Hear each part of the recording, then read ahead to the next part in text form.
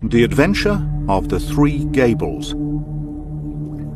I don't think that any of my adventures with Mr. Sherlock Holmes opened quite so abruptly or so dramatically as that which I associate with the Three Gables. I had not seen Holmes for some days, and had no idea of the new channel into which his activities had been directed.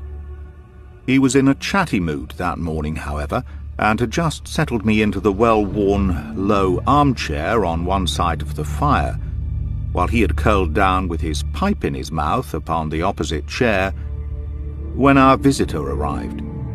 If I had said that a mad bull had arrived, it would give a clearer impression of what occurred. The door had flown open, and a huge Negro had burst into the room.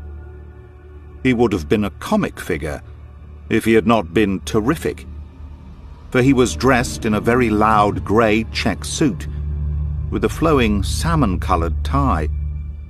His broad face and flattened nose were thrust forward, as his sullen dark eyes, with a smouldering gleam of malice in them, turned from one of us to the other. "Which of you gentlemen is Massa Holmes?" he asked. Holmes raised his pipe with a languid smile. "Oh, is you, is it?" said our visitor, coming with an unpleasant, stealthy step round the angle of the table.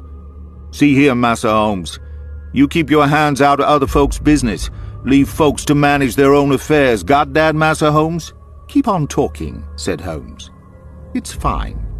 "Oh, it's fine, is it?" growled the savage. "It won't be so damn fine if I have to trim you up a bit. I've handled your kind before now, and they didn't look fine when I was through with them. Look at that, Massa Holmes." He swung a huge, knotted lump of fist under my friend's nose. Holmes examined it closely with an air of great interest. "Were you born so?" he asked.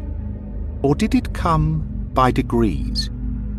It may have been the icy coolness of my friend, or it may have been the slight clatter which I made as I picked up the poker. In any case, our visitor's manner became less flamboyant. "Well, I've given you fair warning," said he.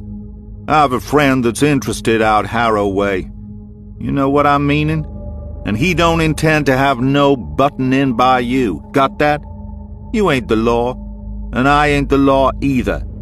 And if you come in, I'll be on hand also. Don't you forget it." "I've wanted to meet you for some time," said Holmes. "I won't ask you to sit down, for I don't like the smell of you. But aren't you Steve Dixie, the bruiser?" "That's my name, Massa Holmes, and you'll get put through it for sure if you give me any lip." "It is certainly the last thing you need," said Holmes, staring at our visitor's hideous mouth. "But it was the killing of young Perkins outside the Holborn bar. What, you're not going?" The Negro had sprung back, and his face was leaden. "I won't listen to no such talk," said he. "What have I to do with this here Perkins, Massa Holmes? I was training at the bull ring in Birmingham when this boy done got into trouble." "Yes, you'll tell the magistrate about it, Steve," said Holmes. "I've been watching you and Barney Stockdale."